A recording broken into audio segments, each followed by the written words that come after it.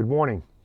I'd like to address the mental strength training, which has grown, and for good reason, but I really want to aim this brief video at those programs, parents, coaches, organizations that might not understand what this is about.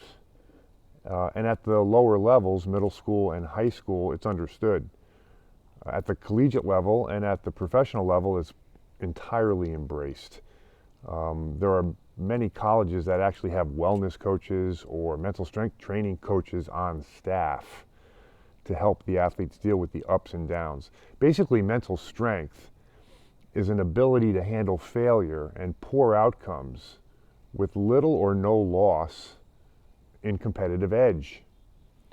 The negative outcomes don't bother you that much. And this takes training because it's natural to feel deflated after a bad outcome or a loss or a failed play.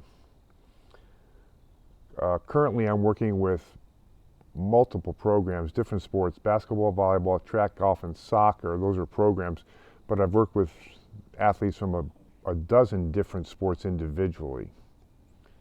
This also applies to leadership. Interestingly, this was not on my radar.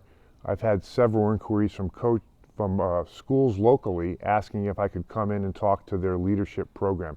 Many of the schools have leadership programs not entirely full of athletes. It could be class officers, it could be whatever the curriculum is dictating in that school. Mental strength training applies across the board. So to finish, I've talked about this before. If you have this training and understand it and embrace it and do the work, because it's just like exercising your body, you're now exercising your mind. If you have done this training, you will actually win your fair share of games against superior opponents. You'll be in a position occasionally against the superior team, and if you have this training, you might be able to get over the edge and you will win your fair share of games against teams you might not otherwise have beaten. In terms of comparable opponents, teams that you are equal to roughly in skill and condition, you'll win more games than you would have in the past. When crunch time hits, you'll know, visualization, how to react to that. And then you should almost never lose to teams with whom you have an advantage. How often have we seen this where you get beat by a team where it's like there's no way they should have beaten you? We're way better than they are, but you get beat. That's almost never going to happen with this training because you're able to get over those hurdles during the game, the poor play, the bad outcomes, the bad calls, the bad breaks, and not have it affect your competitiveness.